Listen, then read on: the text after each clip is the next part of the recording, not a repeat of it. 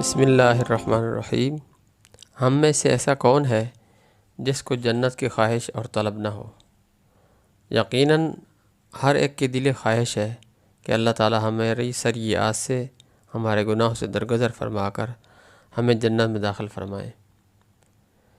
تو چنانچہ آج کی ہم اس ویڈیو میں دو ایسے اعمال کا ذکر کریں گے جو سب سے زیادہ انسان کو جنت میں لے جانے والے ہوں گے۔ اللہ کے نبی صلی اللہ علیہ وسلم کی حدیث میں ارشاد ہے، چنانچہ حدیث شریف میں ہے، عن ابی ہریرہ رضی اللہ عنہ قال سئل رسول اللہ صلی اللہ علیہ وسلم عن اکثر ما يدخل الناس الجنہ قال تقوی اللہ وحسن الخلق۔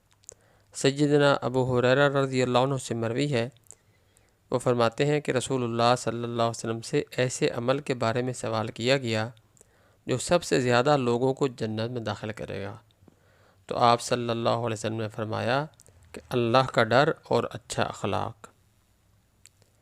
دوسری حدیث میں ارشاد فرمایا، قال رسول اللہ صلی اللہ علیہ وسلم لا یلج النار رجل بکا من خشیۃ اللہ حتی یعود اللبن فی الزرع ولا یجتمع غبار فی سبیل اللہ ودخان جہنم۔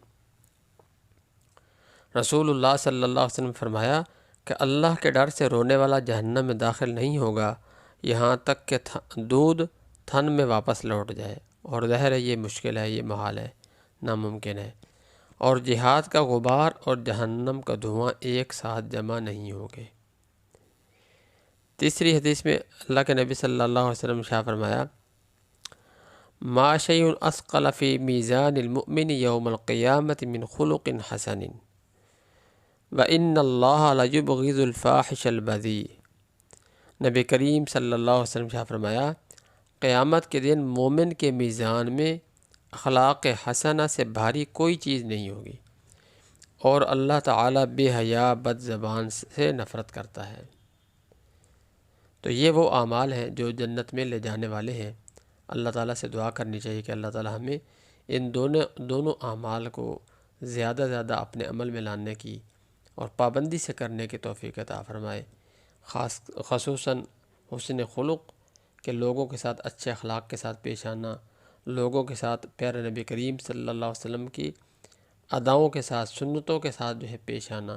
آپ علیہ السلام جس طرح لوگوں کے ساتھ معاملہ فرمایا اس طرح لوگوں کے ساتھ معاملہ کرنا۔